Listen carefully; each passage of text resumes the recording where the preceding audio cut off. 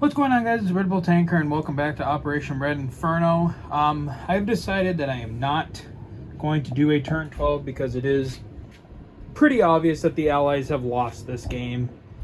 I could prolong the game a few more turns if I used some of my fleet and I came up here and invaded around the Balkans and stuff like that. But with the amount of stuff that with the huge IPC and the amount of stuff the Soviets already have kind of sitting around in reserve, like, there's just no feasible way for the Allies to even remotely get this game turned around. So ultimately the victory does go to the Soviets.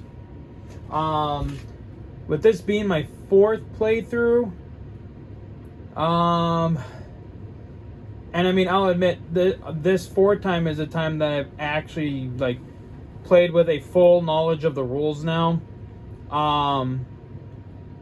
So far I'm not sure, playing the full rules now, I'm not sure how to feel about the game just yet. Obviously this game was very one-sided to the Soviets, especially, going 10 full turns of gaining the initiative and just being able to crush the Allies under the weight of their initiative rules. And, I mean, there was some bad luck for the Allies. I mean, their navies were just crushed. And the Navy is one of the biggest, I think it's one of the Allies' biggest, what do you want to call it?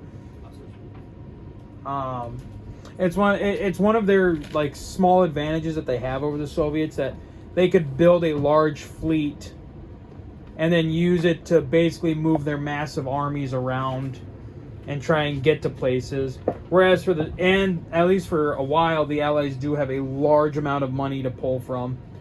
But as the Soviets build up their strength, they basically build a map, kind of like what we saw, is that, in the first three turns, it's probably best for the Soviets to pull back and just build a massive army with which then they can just, as we saw, they basically just overran Europe real fast. And again, part of it, them winning the initiative didn't help.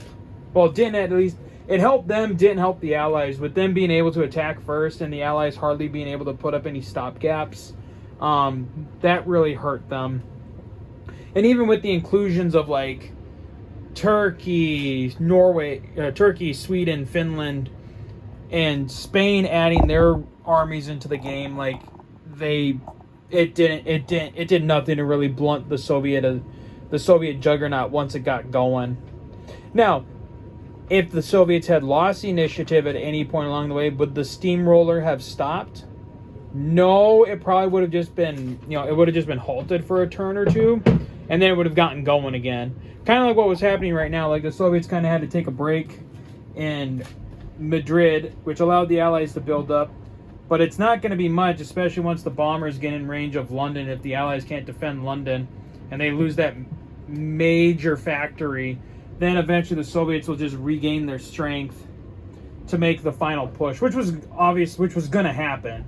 But even then, even at the end of turn 12, even if the Allies went last, or if the Allies didn't win the initiative and they landed somewhere here in Eastern Europe, it would have only taken a few more, the game would have only gone a few more turns probably before the Allies would have been trapped and overwhelmed by the sheer number of Soviet units.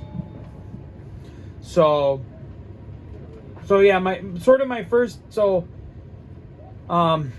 the first three games I played, didn't really have a full grasp of the rules. The first two games, the Allies won, but that was because we were mainly playing by Axis and Allies, more by Axis and Allies rules and not by the actual written rules of this game.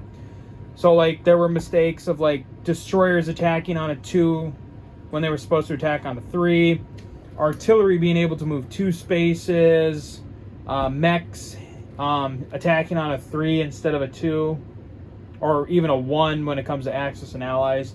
Stuff like that. Just some things that were overlooked in the first couple playthroughs, and now with this fourth playthrough with a full understanding of the rules, it definitely begs to question whether or not the Allies ever really can win this game. I'm sure they can.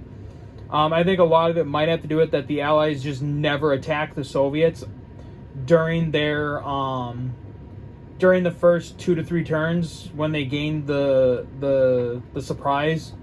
I think that might be a case where just the Allies just do not attack and conserve their energy, which would also allow the Soviets to gain their, it would allow the Soviets to build up their military too. But again, I think, like I said, I think also just with the initiative with the initiative just being with the Russians the entire game, it just allowed that Russian steamroller to really grab momentum and just keep right on storming out the gate. And then again, like I said, then with like the massive air naval battle that happened there that sank a majority of the Allied fleet, that didn't help either. So I think that's it. I mean, I can't really think of anything else at the moment that I really need to talk about. But overall, I mean, playing with the full rules now, like, it makes the game interesting. It makes you wonder if the Allies really have a chance. And as the Allied player, you really have to kind of like dig in deep to try and figure out how you can actually stop the Soviets, especially if you are put in that situation where like the Soviets are just constantly winning the initiative and are just getting steamrolled, and that kind of stuff. But so that is it for Operation Red Inferno. As of right now, I don't have any plans to start another game yet, but if I end up starting up something, I will obviously I will make a post about it, and then eventually you'll start seeing videos on it. So as always, guys, until next time, take care.